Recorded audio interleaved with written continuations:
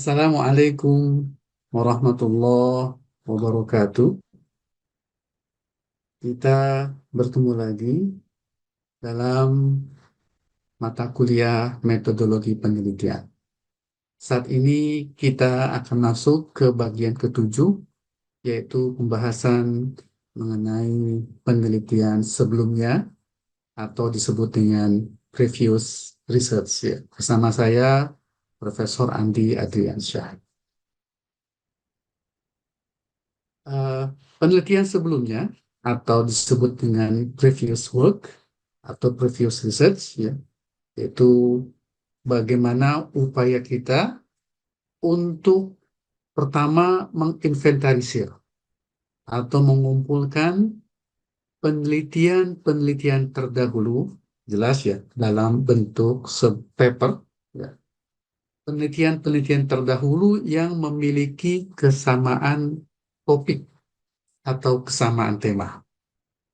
Kita inventarisir, kita kumpulkan, kita kemudian baca satu persatu penelitian-penelitian tersebut, sekali lagi dengan syarat kesamaan tema.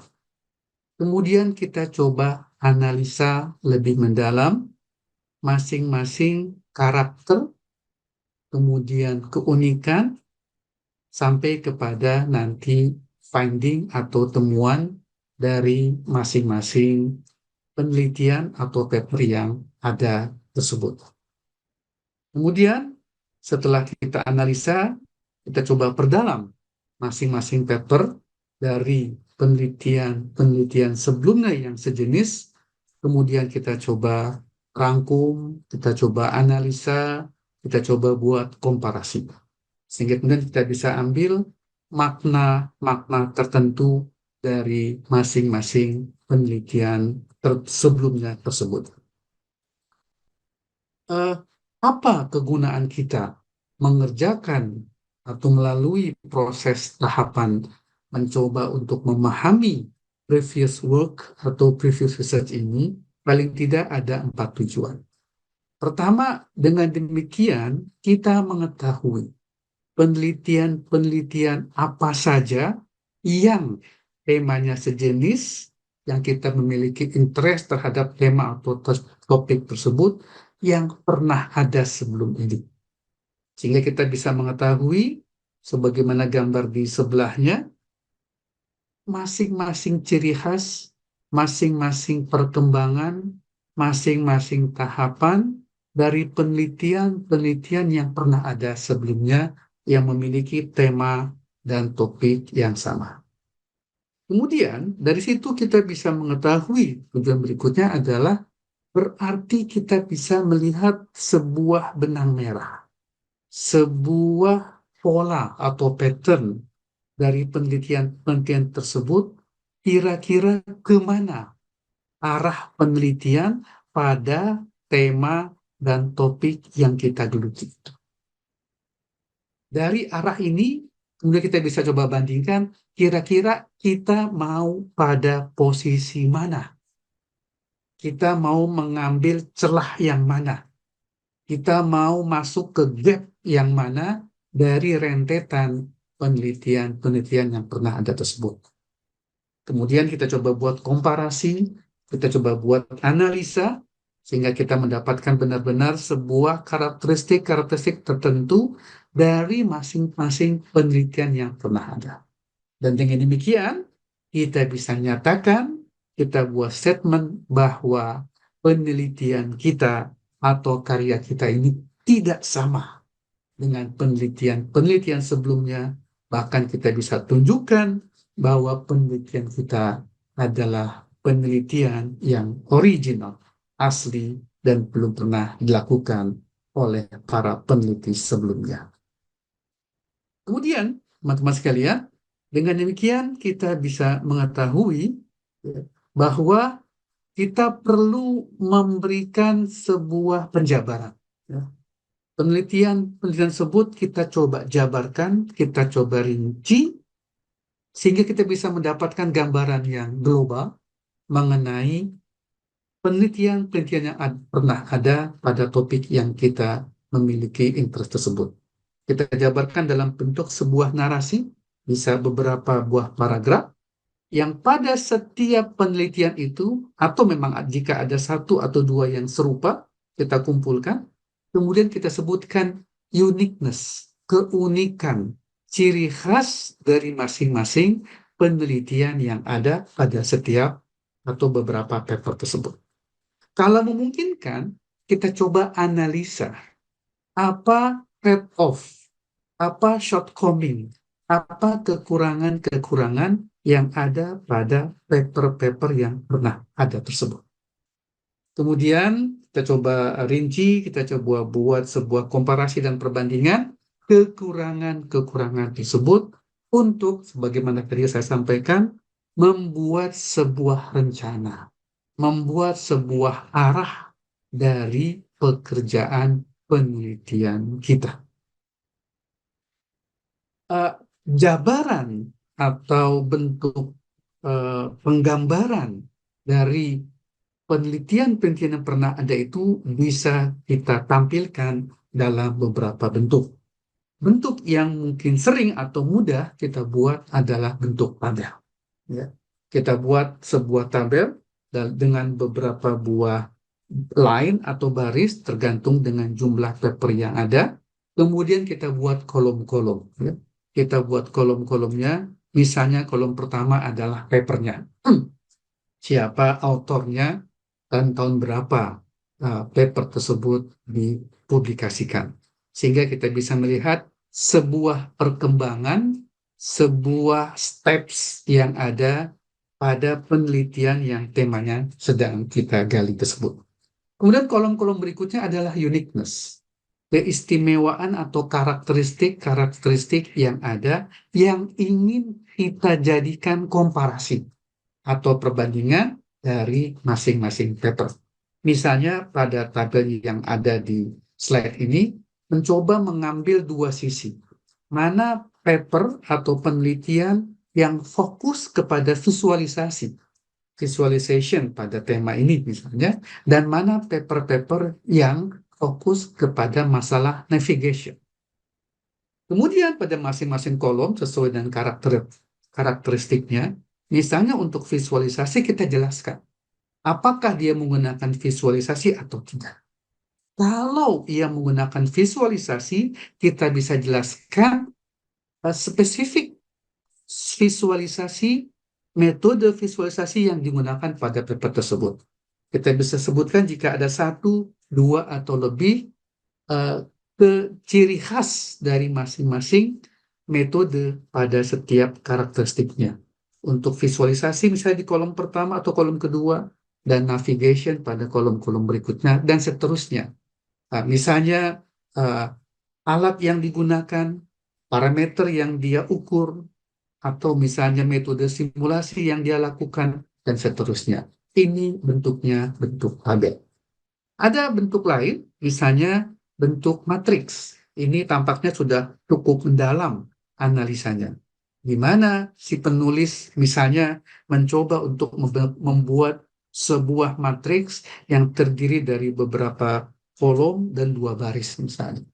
Kolom yang pertama bicara tentang metode EQM, baik yang fix ataupun yang adaptif. Sementara pada bagian yang berbentuk kolom tadi baris, itu berbicara tentang masalah heuristik, teorema kendali, atau optimasi yang digunakan. Kemudian dirincilah beberapa metode-metode khusus yang dilakukan oleh masing-masing peneliti, di mana dia menuliskan metodenya, kemudian tahun publikasi dari paper-paper yang ada.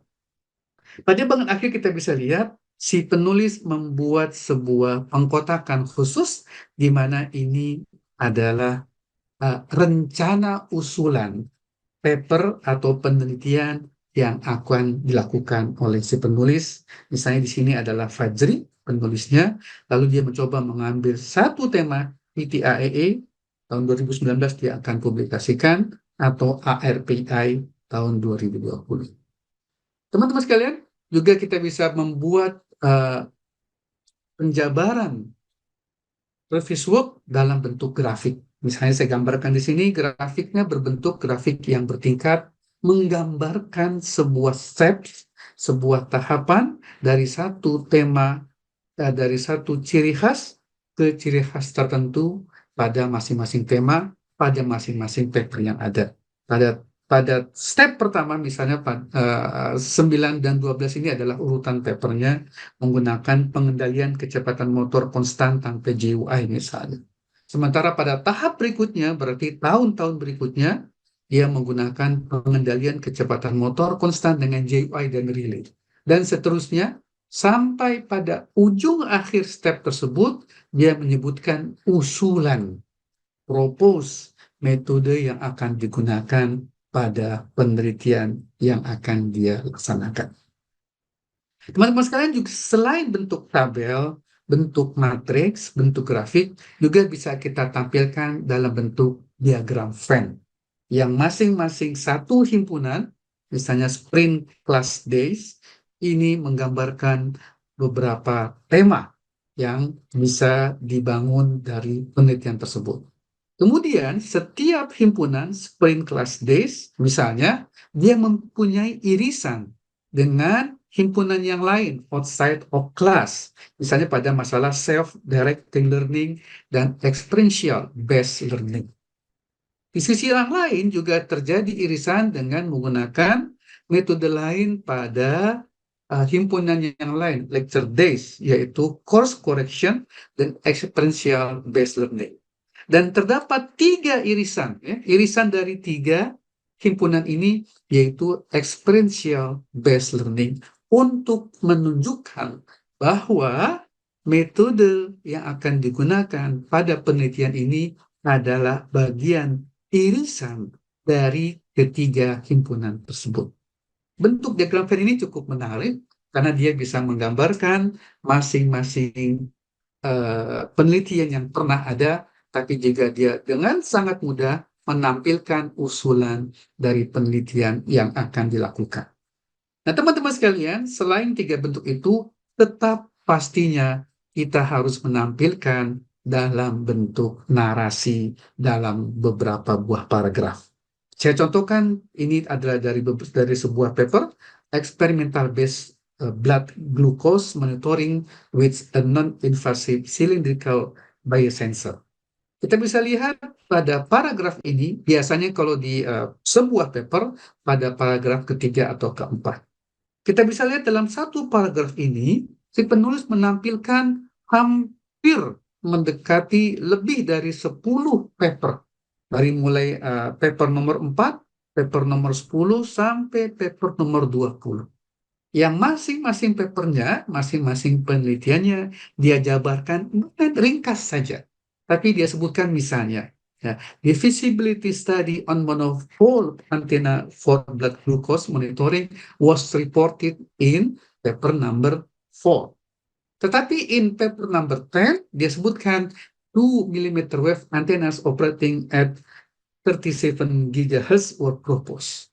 Tapi kemudian dikasih karakteristik with absorbers strategically placed around the antenna sensor. Dan seterusnya sampai pada paper nomor ke-20.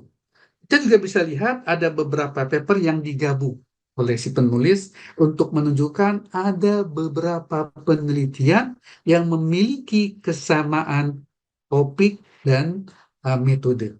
Misalnya pada bagian bawah kita bisa lihat for their antenna substrate materials. Sebutkan ada banyak sekali referensi. Ini contoh lain masih pada paper yang sama. Pada paragraf berikutnya dia mencoba untuk summarize several microwave RF transmission and so on and so on. Baik teman-teman sekalian, begitulah lebih kurang gambaran dari apa yang disebut proses previous research atau previous work untuk menggabungkan, menginventarisir, menganalisa, dan memberikan arah sebuah topik penelitian yang pernah ada pada penelitian-penelitian sebelumnya dari beberapa paper, dan kemudian kita mengusulkan metode arah penelitian yang akan kita kerjakan. Terima kasih, semoga bermanfaat dan berguna buat kita semua. Assalamualaikum warahmatullahi wabarakatuh.